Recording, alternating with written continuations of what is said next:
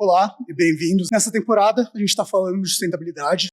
Hoje, a conversa é com Pedro Mantovani, Head de ESG da TOTVS. Eu abro as portas para você para explicar para a gente o que isso significa para o mercado, para o empresário e para quem está tentando entender mais sobre a situação. Perfeito, Vitor. Primeiro de tudo, obrigado pelo convite, uma honra participar aqui com vocês. Bom, me apresentando brevemente, eu hoje estou como Head de ESG dentro da TOTVS, olhando muito para a parte de como a TOTVS ajuda os seus clientes, olhando para relatórios de ESG e sustentabilidade. Bom, muito se fala hoje em relatórios de sustentabilidade, inventário de carbono, diferentes modelos de relatório. Eu acho que a grande mensagem que a gente tem é o quanto que esses relatórios, cada vez que passa o tempo e que a pauta evolui, eles se tornam mais profissionais. A gente costuma sempre falar, a evolução ao longo do tempo desses relatórios e o quanto cada vez mais eles têm números. Eu sempre convido meus clientes ou os meus prospects a olharem e analisarem alguns relatórios de mercado, como que eram os relatórios de sustentabilidade 10 anos atrás e como que eles são hoje. A diferença, a hora que você começa a ler os padrões, a quantidade de informação quantitativa dentro desses relatórios, é completamente gigantesca o quanto esses relatórios evoluem. E tudo isso por conta de uma profissionalização do segmento. Então, acho que isso é importante, e aí são várias as frentes que a gente pode analisar quanto à evolução estratégica da pauta de sustentabilidade ESG e os inúmeros motivos disso terem acontecido ao longo dos últimos anos aí. E a gente fala termos reconhecidos, mercado de carbono, ESG, traduzindo para o investidor, o que isso significa para ele implementar nessa primeira ocasião? Eu gosto sempre de, quando você fala de investidor, até estava escutando alguns podcasts, alguns vídeos ontem, a gente sempre fala que o maior medo do investidor é perder dinheiro, certo? De todo mundo, né? O investidor, até tem alguns estudos que falam assim, o investidor tem mais medo de perder dinheiro do que de ganhar dinheiro.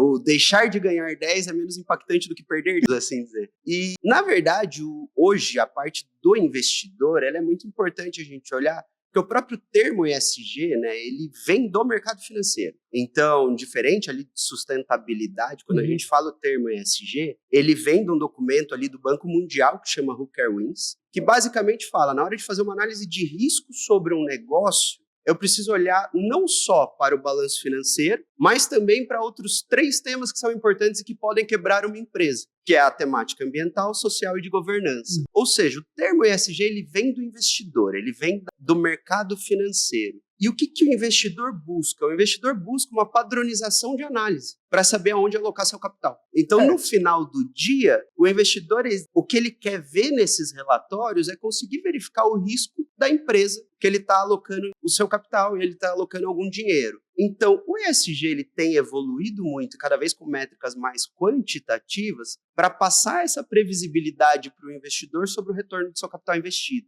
Então, quando a gente fala hoje do mercado financeiro e dos investidores, ele é uma peça, obviamente, central na temática ESG, não tem como eu fugir desse papel. E ele alavanca muito o mercado, porque uma das grandes pressões que a gente sabe que tem no mercado é o capital e é o mercado financeiro. É o que decide, onde a gente vai, que portas que abrem, que portas que fecham e que caminho que seguem. Perfeito. E hoje, quando você olha dentro do Brasil, por exemplo, o próprio Banco Central tem regras específicas para os bancos, e aí tem metodologias diferentes para banco analisar os inventários da sua carteira investida e tudo mais, que exigem relatórios e controles dos bancos. Então, assim, o banco também tem na sua análise dados ESG para alocar o risco de capital e, consequentemente, a taxa aplicada em cada um dos tipos de empréstimos e de linhas de crédito. Então, hoje, sem dúvida, quando eu falo de mercado financeiro, de investidor, é um pilar central a evolução e o profissionalismo dessa pauta dentro das empresas numa análise de risco geral. Legal. Eu tenho o meu background em economia, eu sou formado nisso, então eu vejo o mundo como números. E eu acho que o que o ESG está trazendo de sustentabilidade é uma linha que antes era um número, agora viraram 20 relatórios. E a demanda e a expectativa cresceu. E com isso vieram regulações novas. Eu acho que é um ponto que você pode explicar para a gente aonde isso se aplica no negócio. Legal. Bom, a parte regulatória ela é bem ampla e eu posso ver ela de inúmeras regulações distintas dentro do mercado. Eu acho que isso é importante. Quando a gente olha dentro do Brasil, por exemplo, eu tenho que trazer o mercado regulado de carbono, que foi aprovado já é uma lei que está em implantação.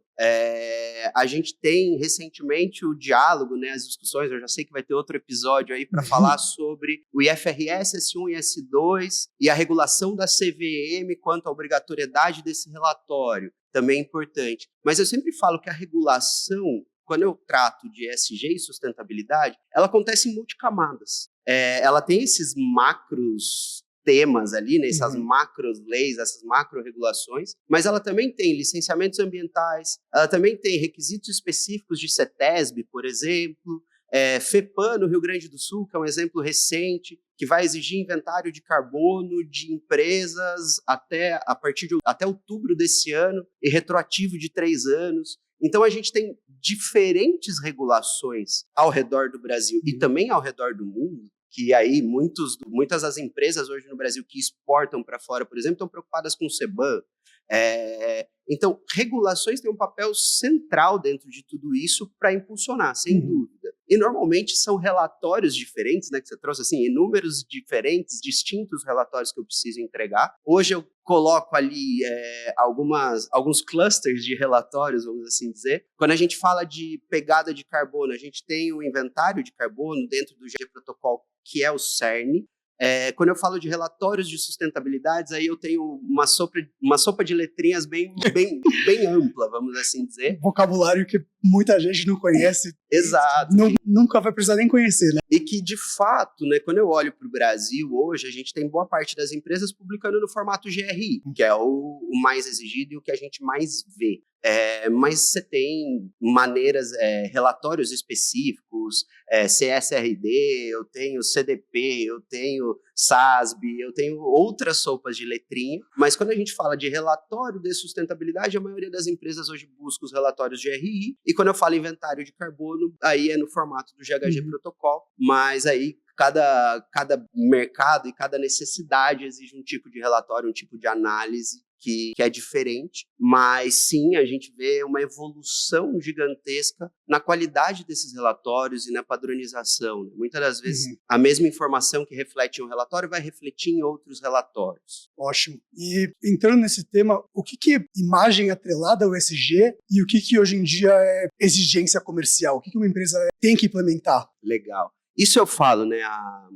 Eu sempre gosto de olhar como a maneira como a empresa encara a pauta vai refletir muito nos projetos e na evolução disso dentro da empresa. Uma empresa que sempre olha para a regulação vai ter muito forte o ESG como custo. Não tem como fugir disso. Por quê? Se eu só estou olhando em me adequar à regulação, isso vai ser sempre um custo porque eu estou fazendo algo que eu não quero fazer. E é o que você falou, né? Essas datas já estão cravadas. No Sul, no país, na Europa, como mercado global, são coisas que hoje em dia não tem como sair mais. Perfeito. E aí eu falo sempre que é uma decisão. Quando a empresa ela olha para a pauta sustentabilidade, ESG, de maneira estratégica, ela sai desse ciclo de estar sempre só olhando para a regulação, se adaptando e entregando relatório, e passa a internalizar isso dentro da estratégia dela. Por que eu falo isso? Hoje tem muitos clientes nossos que, às vezes, até na primeira vez que nos procuraram com um viés mais regulatório, e aí via para isso 100% como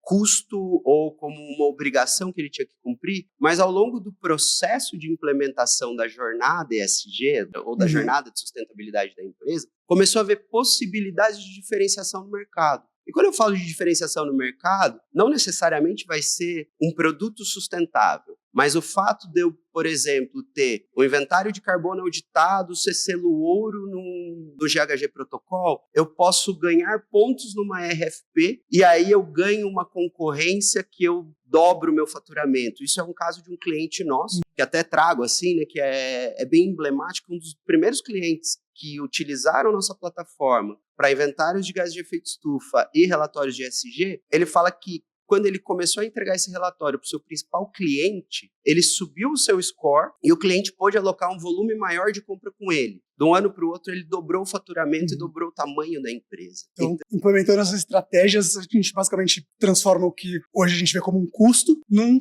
ganho capital exponencial aí que não tem cap, né? A gente não sabe nem quanto pode agregar. Exato, e aí vem muito da empresa olhar para a pauta como estratégia e não como obrigação. Tem empresas que olham para a pauta como estratégia por motivos puramente financeiros, buscando o quê? Um financiamento com uma taxa melhor, que ele sabe que se ele tiver adequado, ele pode ir atrás de algum empréstimo específico. A gente tem hoje no Brasil inúmeras linhas de crédito com base ou no meio ambiente ou em capital social. Então a gente consegue também ver a diferença de postura das empresas quando ela olha para a pauta simplesmente de uma maneira regulatória, que de fato todo mundo tem que olhar, porque quando fecha o cerco regulatório é basicamente vou operar ou não vou operar nesse Todos caso. têm que entregar a mesma coisa. Todos têm que entregar, mas também existe ainda uma abertura muito grande para diferenciação dentro do mercado de acordo com a estratégia. E aí vem, né, eu sempre brinco, quando você traz isso de fato para a sua estratégia de uma maneira séria, você monta um projeto de longo prazo. Você faz uma análise de materialidade, você olha principalmente materialidade financeira, depois expande a sua materialidade, até uma dupla materialidade, e você começa a definir estratégias de negócios distintas, e aí você quebra um pouco aqueles ciclos. Aí com certeza você já deve ter ouvido falar, algumas empresas que viram e falam assim, eu vou ser carbono neutro até 2030. E aí você pergunta assim, tá, mas quanto que você emite hoje no seu inventário de carbono? Não sei, nunca calculei. Então tem algumas coisas que a gente vê a seriedade de alguns negócios olhando para a pauta e evoluindo, e outros negócios que ainda estão numa etapa mais inicial e trabalhando em cima dos mainstreams ali, em cima das grandes falas de muitas Dos promessas ganchos, e poucos dados. Né? E é o que você falou, essas métricas elas já existem e não são necessariamente tão... Acho que elas são mais fáceis de acessar do que as pessoas imaginam. O que precisa mudar num processo, numa empresa, para eu começar a medir essa... Legal. Eu sempre falo que olhar para ESG é uma jornada. Então, a gente tem, né? O primeiro passo é definir sua materialidade. Não adianta você, como empresa, achar que você vai ter capital, que você vai ter possibilidade de atacar todas as temáticas ESG ao mesmo tempo. Não vai. Então, primeiro você tem que conhecer sua materialidade para saber como você vai priorizar. E aí eu trago exemplos, né? Uma indústria de tecnologia, para mim, é extremamente material olhar o capital humano e desenvolver programadores, por exemplo.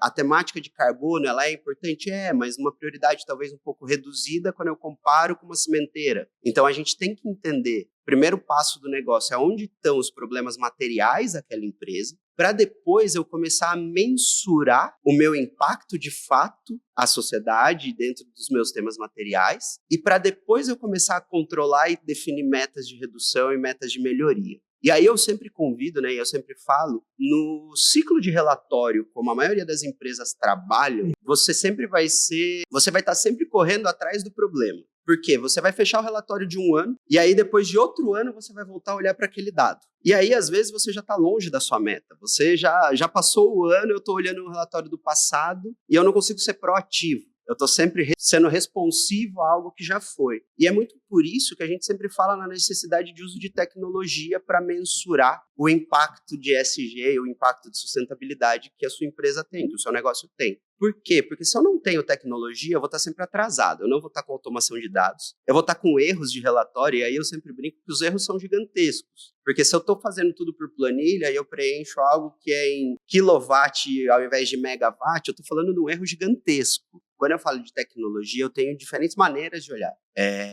Quando eu falo especificamente dos relatórios, como que eu mensuro o inventário de gases de efeito estufa, como que eu gero o conhecimento e a base de dados que eu preciso para os relatórios de sustentabilidade, a história da empresa, ela passa dentro dos grandes ERPs, dentro do core, do produto core desse sistema que a empresa tem, que é o ERP. Óbvio, daí você tem os módulos de RH, de controle de pessoas, você tem módulo de produção, mas o core está ali. E quando a gente fala, né, eu sempre faço a analogia que, para fins de auditabilidade, eu também tenho que contar a mesma história na contabilidade do que a história que eu conto nos relatórios de ESG. Então, é por isso que a gente traz com muita força a necessidade de implementação de tecnologia para esse controle. E quando a gente fala de tecnologia, é uma tecnologia integrada aos sistemas da empresa.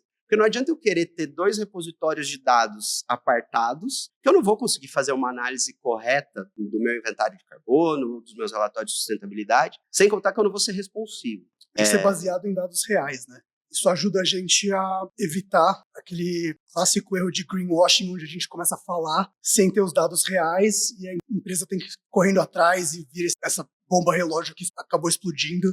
E outra coisa essa parte eu acho que é extremamente importante, né? Dentro da própria sigla ESG tem o G da governança ali, né? E quando a gente fala em relatórios de sustentabilidade, uma coisa é você ter todo o trabalho de coletar as informações que vão refletir nos seus relatórios. Outra coisa é você garante que esse dado pode ser auditado. E como que eu vou garantir que esse dado pode ser auditado se ele não é coletado de uma maneira automatizada e com rastreabilidade das informações que estão ali? Eu acho que esse é um primeiro ponto que a gente traz. Outra coisa que a gente sempre fala é, legal, às vezes eu fecho um ciclo de relatório, eu vou começar um processo de auditoria, eu não deixei bem registrado a rastreabilidade de tudo que está refletindo. Isso é muito perigoso para a imagem de uma empresa, então isso tem que ser cuidado com bastante carinho. E outra coisa é que cada vez mais as empresas têm buscado uma análise de um range maior de tempo. Então, eu não quero olhar só o meu relatório do ano passado. Tem cliente que chegou na gente pedindo, eu quero ver o meu relatório do ano passado, porque eu tenho uma obrigação, mas ele pediu retroativo desde 2015 para poder montar um plano de descarbonização do negócio dele. E aí, sem tecnologia, como que eu vou fazer tudo isso? Como que eu vou recuperar essa base de dados? E vai sentar com uma caixa de arquivos de papel de 15 anos procurando números? Impossível. Acho que é...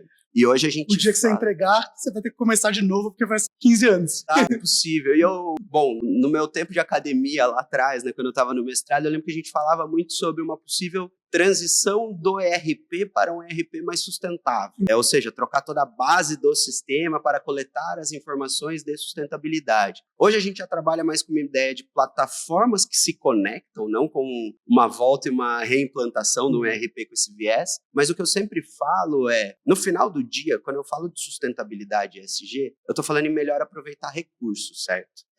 Quando eu coloco essa lógica e eu começo a controlar as coisas por relatório, eu convido a minha empresa a revisitar os processos. E quando eu falo revisitar os processos, é revisitar a maneira como eu uso o meu sistema, a maneira como eu faço a minha operação em busca de ter mais eficiência. Então, tem muito empresário que olha para a sustentabilidade como um custo, mas no final ela não é só um custo. Se você aplica ela da maneira correta e não simplesmente para olhar atrás de um relatório ou de uma obrigação que você precisa cumprir, e sim na maneira do cerne como ela é, de entender a minha operação, entender melhoria contínua, buscar eficiência operacional, a gente tem inúmeros casos na nossa carteira de clientes de empresas que viram que estavam mal aproveitando um recurso ou que estavam usando uma média de energia acima dos seus concorrentes e conseguiram rever e fazer uma transição energética dentro do seu parque.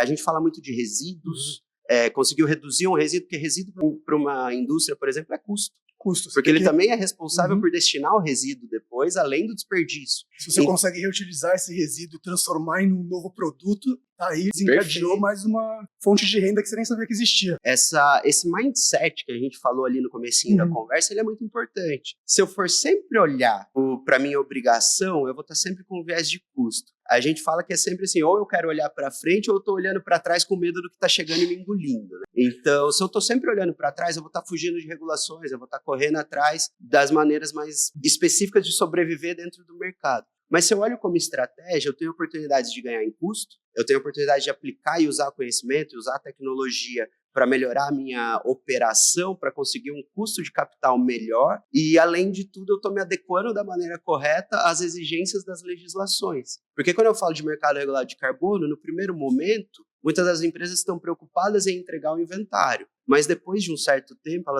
elas estarão dentro do mercado de cap trade. Aí vão ter que ou comprar créditos para compensar sua ineficiência, ou vão ter mais uma fonte de renda. Então, quando a empresa olha para isso como estratégia, isso pode ser muito forte, pode ser um movimento não olhando para custo, mas sim como oportunidade de negócio. Eu não poderia falar melhor. Eu acho que uma coisa que eu queria trazer, um motivo de estar aqui desse podcast e, subsequentemente, do evento que a gente está lançando do EcoFusion, fazer isso. É olhar para a sustentabilidade por essa lente do negócio para deixar claro que não é um custo, é um investimento com um potencial gigantesco. de crescimento, de desencadeamento de novas linhas de receita, de oportunidade, como você disse. Sem dúvida. E quando a gente fala de oportunidade, a gente fala também hoje de público interno e externo, que eu falo.